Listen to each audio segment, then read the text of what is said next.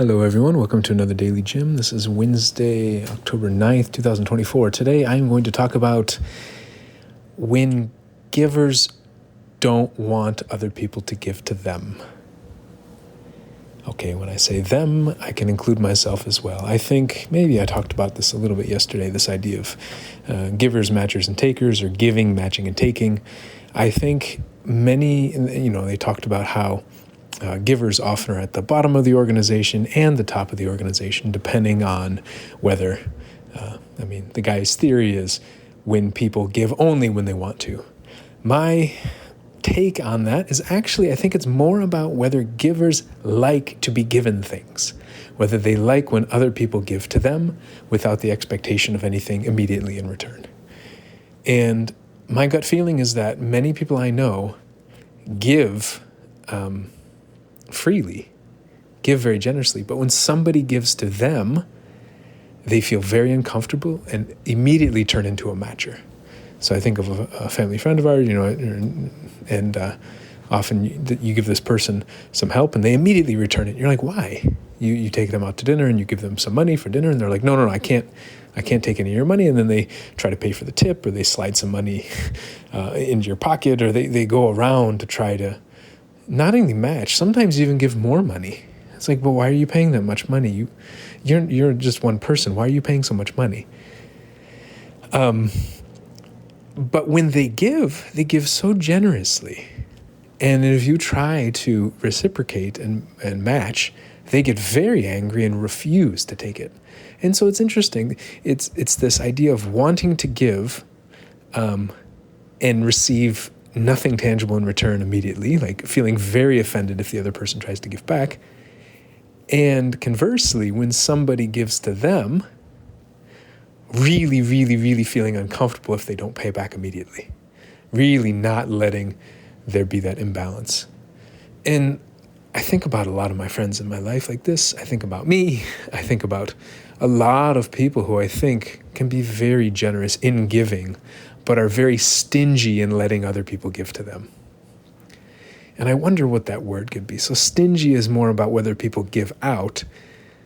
It's almost like forcing other people to be stingy with them. I don't know how do we frame it? Forcing other people to be stingy with us, or in a way, I think sometimes we do a disservice by not letting other people give to us, not letting other people help us without us immediately trying to cancel out the help. And I wonder if in that book, the people who identify as givers, or who he would identify as givers, often have animosity towards each other, the ones who are at the bottom versus the ones who are at the top. And then the animosity is not about in the behavior that they have in terms of giving out. It's about the behavior and their attitudes about things that are given in, things that are given towards us instead of away from us, or from us and towards us. And I think so many of us don't like when things are given towards us or to us. We like to give things from us. And this leads to burnout. This leads to resentment. This leads to broken relationships. This leads to exhaustion. This leads to poverty in some ways. This leads to, And I wonder how much of kind of a lot of poverty is not that people aren't generous, it's that we don't let other people be generous with us. That we're a generous giver but not a generous receiver. And there's this almost, I feel kind of that resentment. If I ask people to give to me, if I want people to give to me or to give to what I'm working on, some other people will see it as a taker. A lot of the people who are very generous and very giving, oh, you're just a taker, you don't give back, what have you really given? How do you prove to me that you've given? It's like, you don't have to give to me. I'm not forcing you to give. But maybe that's where the idea of, in Adam Grant's book, about how some of the givers at the top who are successful are the ones who are able to only give when they want to and not compulsively give, are able to, again, say no to others, but really saying yes to ourselves and recognizing that if we keep giving all this, we're going to run out immediately. if we keep giving without letting other people give to us. And so one way is to become less giving, right? So if we want to maintain the balance of our well-being, whatever, money, who knows, then we only give when other people give to us, and then we maintain the stable level. It's very stable. It's not kind of up and down. But if we give, then we're low. But if people give to us, then we go up. And if we give, we're low. It's more of ups and downs. But if we only give, then we just go low and low and low and low. So I think the worry is that a lot of people say the solution is to just stop giving so much and become much more of a matcher. Only give when people want to give to you. Maybe that's not actually the solution. Maybe that's one solution, but that solution can lead to a lot more indifference. That solution can lead to a lot more apathy, a lot more disconnection, a lot more emotional distance, more zombie-like in some ways.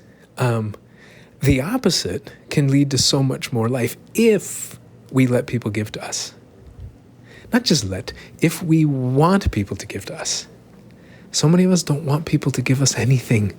We don't want people to give us a massage. We don't want people to pick us up when we're falling down. We don't want people to give us money. Oh, we sure don't want people to give us money. We don't want people to help us when we need help, or when we're trying to do something that's much bigger than ourselves. And again, we need help to do the big dream. And we need help. We need people to give us resources, time, energy, perspective, money, love and care. But so many of us, I don't need it. No. I am the person who only gives. And if I am to receive, then I must do it through a matching scheme. Why? It's almost unfair that you're out there and you get to get the joys of giving to other people, but you are depriving other people from the joy of giving to you. As if giving is a gut-wrenching experience. I think it's less about us even paying attention to how much it might help somebody else, and just our own fears of receiving love. Our own fears of letting somebody love us that much. Fears of maybe getting attached to this person, fears of maybe disappointing this person, maybe fears of us becoming, in our mind, greedy, selfish, and a taker. Or just the fact that we're human beings and we give and we receive. We give and we are given things. And it's okay. It's how things go around. And so for me, it's something I'm really reflecting on, is that when I ask people to give me, if I want somebody to give something to me, again, that can be tangible, it can be intangible, but even asking or wanting this, and when some people have such a strong reaction to it, maybe it's because they really don't want people to give things to them. And they really can't control how much they give to others. But I don't even like that. Again, I don't like that so much. Now they can't control how much they give to others. It's more of, so many of us give to others, but we don't give to ourselves. So we don't want other people to give to us, and we also don't give to ourselves much. That's maybe it.